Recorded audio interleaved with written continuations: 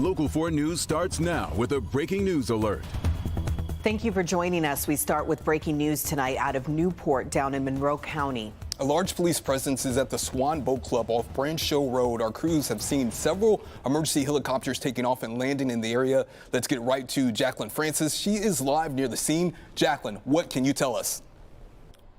Will and Pam, this is just a horrific situation here. There's really no other way to put it. What we can tell you is that police are going to give us an update within the half an hour, but I've talked with people who were on scene when or shortly thereafter it happened, and here's what we can tell you. There was a children's birthday party here at Swan Boat Club when a car drove through the building where that birthday party was happening. That's from parents and other sources who were on scene again when or shortly thereafter this happened. We're still waiting to hear from police, but I do want to show you that hole in the building. You can see it's that blue building there is where we're told the birthday party was happening. There is a huge gaping hole. That is where we can assume the car went through the building.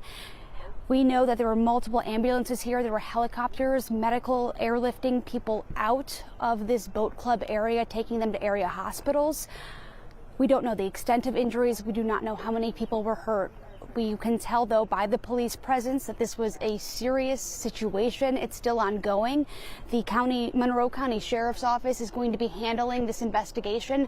We're going to get information from them within a half hour. And then at 8 o'clock tonight, they're planning to hold a press conference. We will be there for that. We will continue to update you on air and online. Reporting live, Jacqueline Francis, Local 4. All right, Jacqueline, our thoughts are certainly with everyone who was injured there today. Thank you for your report. It's a major breakthrough moment that UAW organizers have long awaited. Workers at the Volkswagen plant in Chattanooga, Tennessee voted to join the United Auto Workers. Late last night, the National Labor Relations Board announced 73% of the plant line workers who cast ballots voted to join the union. It's the first time the UAW has been able to convince Southern auto workers to join the union. The union is working to get similar votes at 9 other foreign automaker plants. An election at the Mercedes-Vance, Alabama plant is set for next month. Big news on Capitol Hill today. The House voted in a bipartisan manner to pass a key foreign aid package. The 3 bills add up to $95 billion in foreign aid, including aid for Ukraine. Here's a live look at the nation's capital, where the move is likely to further inflame conservatives who are against additional aid to Ukraine. The ayes have it. The amendments. The U.S. House passed a multi-billion-dollar package Saturday that includes aid to Ukraine and Israel. With a vote of 311 to 112, aid to Ukraine passed overwhelmingly.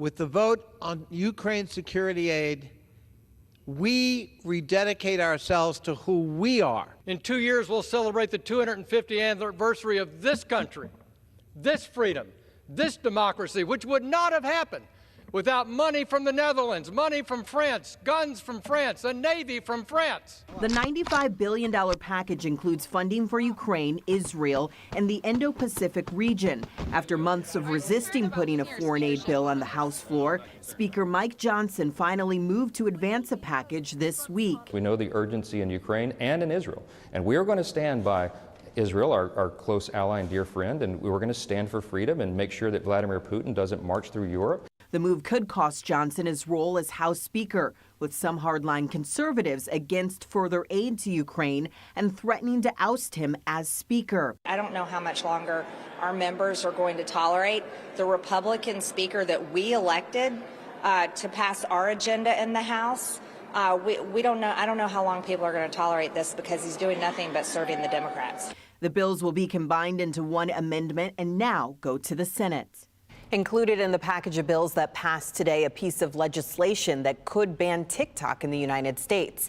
House Republicans chose to include the TikTok bill as part of a larger foreign aid package. The Senate will now decide the future of TikTok, and it's unclear how they will vote. Back here at home, a Detroit man has been charged with the kidnapping and sexual assault of a 10-year-old girl. 59-year-old Cedric Jackson is accused of luring the girl into his home on the city's west side last Wednesday. When the girl did not return home after school, her mother reported her missing. Information obtained by Detroit Public Schools led them to Jackson.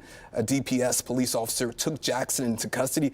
Jackson is charged with first-degree criminal sexual conduct, kidnapping, and unlawful imprisonment. Hunters got out into the woods today. It was the first day of turkey hunting season for hunters. There are no new regulations for turkey season this year, but if you're unsure of all the rules, the DNR has an extensive handbook on their website. You can also call your local DNR office if you have any questions. The season runs until June 7th.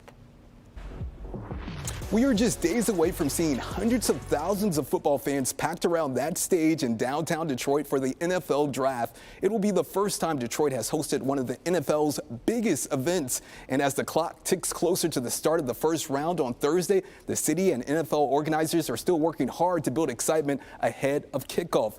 Take a look at this pre-draft community picnic that happened today in Roosevelt Park in Corktown. There were food trucks there. Some people brought their lawn chairs and blankets to take in the nice day.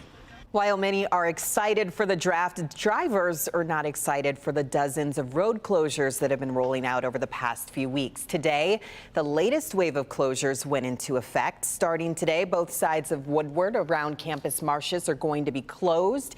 You can also expect closures in the same area on Michigan Avenue, Fort, Larned, Congress, and Monroe. Make sure you're not parked in any of those areas overnight because you could be towed.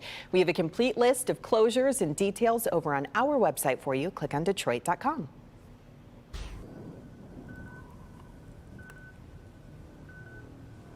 Getting a look outside now at the Detroit riverfront. After a stretch of warm weather last week, things are cooling down around Metro Detroit today. Ron Hillier joins us now. And Ron, it could get close to freezing tonight. I saw some flurries out there earlier today. And a lot of people saw those flurries out there, Pamela and Will, and it is going to be cold all across the area. Now, here's a look into Mount Clemens right now. You can still see it's cloudy across the region. Those temperatures, though, oh, brr, it is chilly out there. We're down to 43 right now in Pontiac and Flint, Lapeer, Sandusky, 42 right now in Howell, and coming in at 43 in Ann Arbor. So some chilly temperatures all across the area, but let's bring in the wind chill. It is really chilly when you factor in that wind out there that has been breezy all day long. It feels like 35 degrees right now in Howell and Pontiac. So those winds that I talked about mostly coming out of the west, right about 10 to 15 miles per hour with some of those gusts up to 20 miles per hour. Now, when it comes to the ZachTrack 4D radar, we were tracking some of those flurries a little bit earlier, but those are out of the picture. We still have the clouds right now, but these clouds that you see all across the area, they are going to be diminishing, giving us some clearer skies later on tonight. We're going to talk about what we can experience, how low those temperatures go tonight, coming up. They call this Cinderella Row, and today was all about making those prom dress dreams come true for deserving young girls. And we take a look at what could be causing a slowdown in FAFSA violence.